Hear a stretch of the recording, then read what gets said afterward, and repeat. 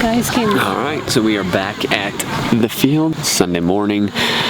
Girls had a good game yesterday. It was not the result they wanted, obviously, losing 2-1. A very competitive team from Ohio. So again, 2 back-to-back days of great soccer. Like I said yesterday, seeing all these new teams is exciting.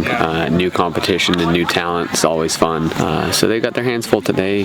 Sounds like Taylor once again is not on the field. Hopefully getting her cleared tomorrow, that she can go back to full contact, and then we'll get back into the swing of things.